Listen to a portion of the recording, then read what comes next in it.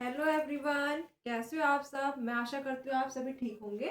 मैं प्रगति शर्मा, मैं क्लास 12 का मैथमेटिक्स पढ़ा रही हूँ। यहाँ पर हमने chapter number 9 differential equation start किया था। उसका हमने आपको 9.1, 9.2 और 9.3 का आज स्टार्टिंग कर रहे हैं। यहाँ पर देखिए 9.3 जो स्टार्टिंग कर रहे हैं उसका जो है वो वेरिएबल सेपरेबल मेथड पर है।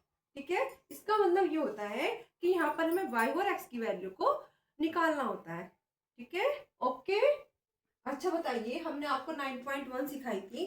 9.1 में हम लोग आपको क्या सिखाया था, उसमें हमने आपको सिखाया था ऑर्डर और डिग्री निकालना। ठीक है, फिर उसके बाद हमने आपको 9.2 सिखाया। उसमें हमने आपको इक्वेशन को सॉल्व करना सिखाया था। सिंपल इक्वेशन नहीं, डिफरेंशियल इक्वेशन को सॉल्व करना सिखाया था, जिससे कि हमने इसमें एलएचएस और आरएचएस को दोनों को इक्वल करके दिखाया था कि हम डिफरेंशियल इक्वेशन को कैसे सॉल्व करते हैं। ठीक, आज हम करा रहे हैं 9.3। इसमें हमें आपको करना है कि इसमें हमें आपको जो है y और x की जो वैल्यू उसको अलग अलग शो करना है। ठीक है, तो इसका जो वर्क है हम यहाँ पर सिखाएंगे। एक चीज और, इसमें थोड़ा सा इंटीग्रेशन मेथड का यूज किया गया है। इस थोड़ा इक्वेशन को इस थोड़ा एक्सरसाइज को बीच में रोककर आपको थोड़ा इंटीग्रेशन के बारे में बताएंगे, तो हम इस एक्सरसाइज को आगे लेकर चलेंगे। आपने क्लास 10th में पढ़ा होगा कि हम सिंपल इक्वेशन को कैसे सॉल्व करते हैं। तो देखिए मैं फॉर एग्जांपल के द्वारा आपको शो करके दिखाऊंगी कि सिंपल इक्वेशन को सॉल्व करने का तरीका क्या है। देखिए यहाँ पर आइए, फॉर एग्जांपल से मैं आपको सॉल्व कर दिखाऊंगी। एक्स स्क्वायर प्लस 5x प्लस 6 इक्वल टू 0। आपने इक्वेशन 10th क्लास में पढ़ी होगी और हम इस इक्वेशन को कैसे सॉल्व करते हैं मैं आपको यहाँ पर बताऊंगी। एक्स स्क्वायर, एक चीज और, आपको फैक्टर करना तो आता ही होगा। जैसे यहाँ पर 6 है तो सब 6 के फैक्टर करेंगे। यहाँ पर 3 2 जा 6, 3 2 जा 6, 6। और यहाँ पर हमें देखना होता है कि यहाँ पर हम कैसे मल्टीप्लिकेशन करने पर हमारा 6 आता है। तो देखिए मैं आपको यहाँ पर करके दिखा रही हूँ। 3 प्लस 2 एक्स प्लस 6। अच्छा देखिए यहाँ पर 3 और 2 का अगर मल्टीपल करेंगे तब क्या आएगा 6, और एडिशन करेंगे तब क्या आएगा 5। इसका मतलब हमारा जो ये 3 और 2 इसका मतलब ठीक है। आइए यहाँ पे इसको हम सॉल्व करते हैं। X square plus 3x plus 2x plus 6 equal to 0।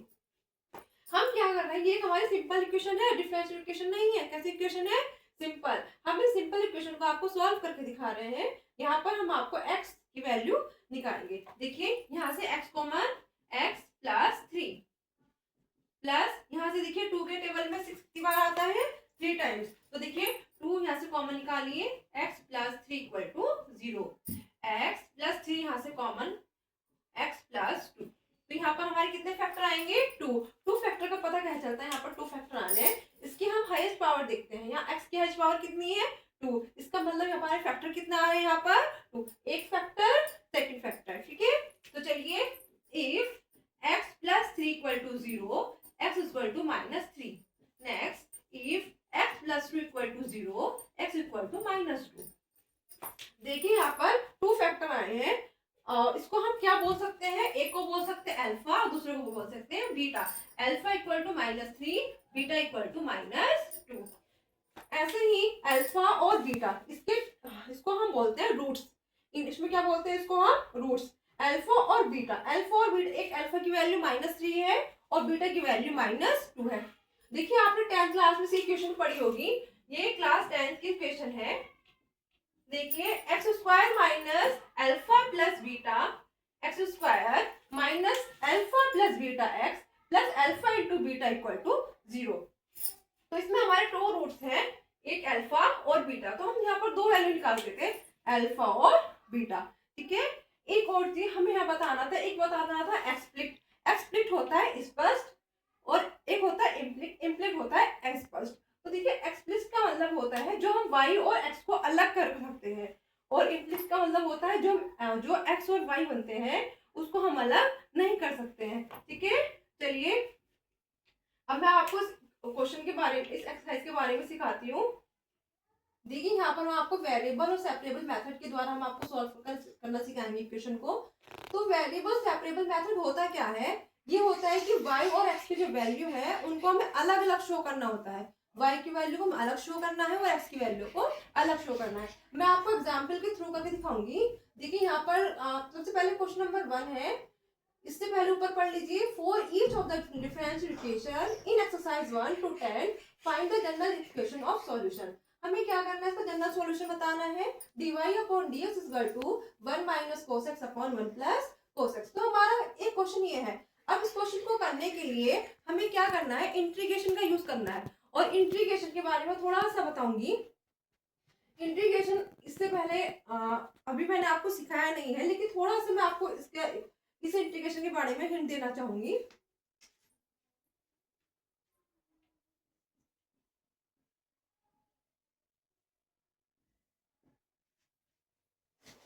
के बारे में थोड़ा हम आपको बताना चाहेंगे। Integration x dx equal to क्या होता है, इंटीग्रेशन x dx। देखिए x की पावर को यहाँ पर हम मान लीजिए कितना होता है, 1 मान लीजिए, क्या होएगा 1। तो इंटीग्रेशन x की पावर 1, x की पावर 1 का इंटीग्रेशन क्या होता है, x की power 1 plus 1 upon 1 plus 1 plus constant c। जितना भी पावर में होगा वो हम उसमें 1 जोड़ेंगे और जितना ऊपर रखते हैं उतना ही नीचे। इसको हम एक फॉर्मूला और है इसका, x की power n dx equal to x की power n plus 1 upon n plus 1 plus c। ठीक है, नेक्स्ट ये हमारा पहला फॉर्मूला है। ये दोनों फॉर्मूले लगभग सेम है। उसके बाद दूसरा फॉर्मूला हमारा है इंटीग्रेशन 1। अगर हम किसी भी कांस्टेंट का इंटीग्रेशन करते हैं तो वो आता है हमारा x प्लस सी। एक चीज और, कभी भी हम इंटीग्रेशन करेंगे तो उसके साथ कांस्टेंट को हम हमेशा लेंगे। ठीक है, नेक्स्ट इंटीग्रेशन e की पावर x dx। इसका इंटीग्रेशन क्या होता है, e की power x plus constant c।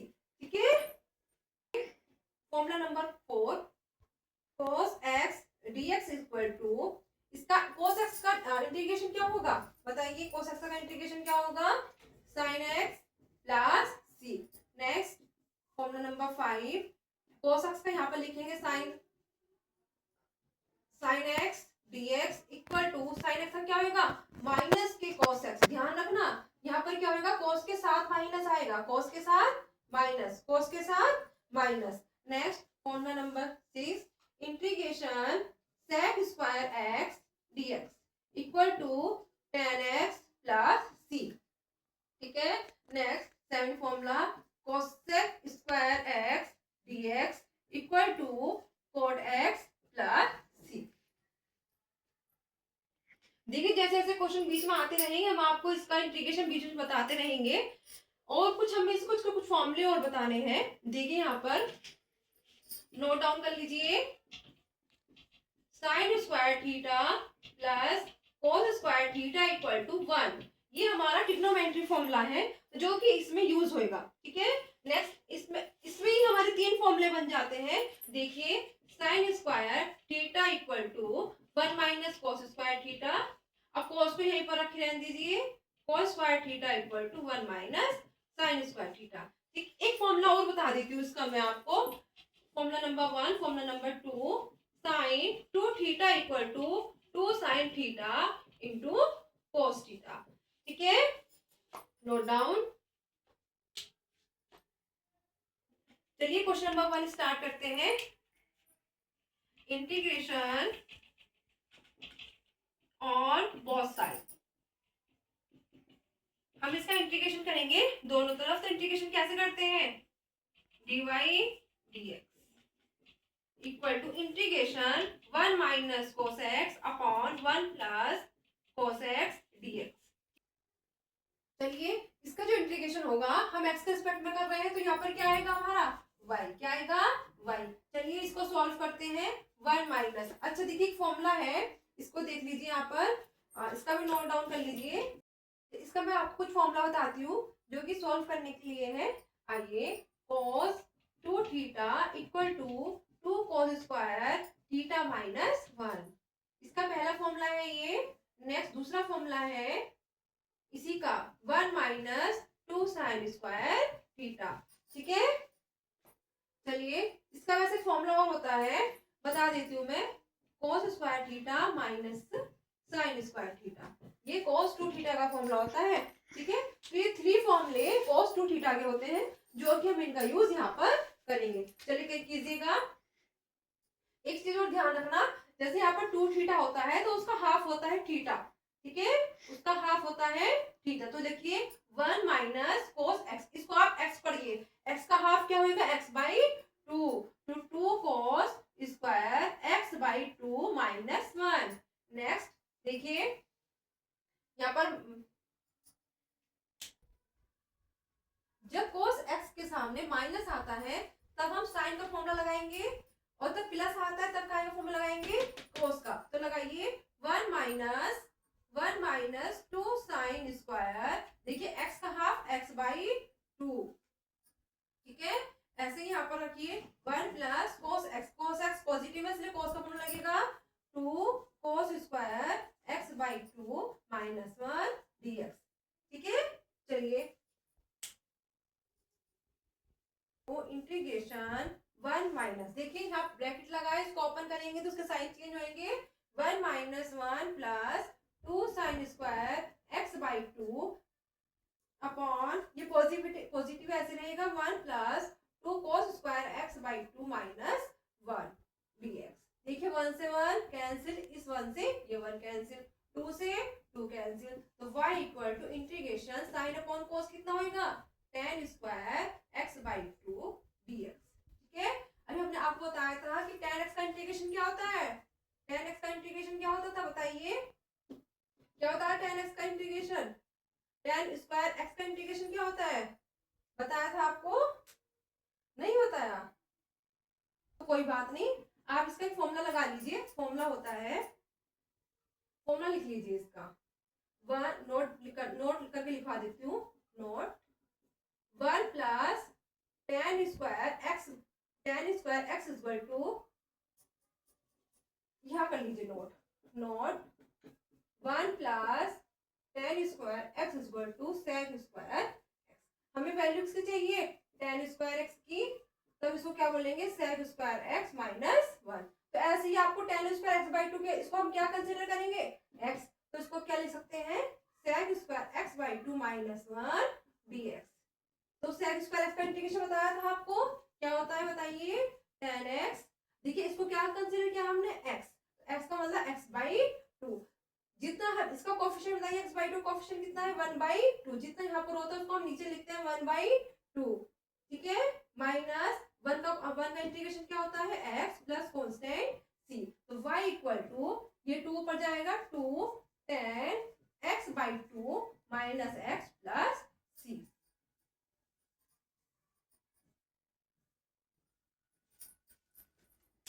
Note down.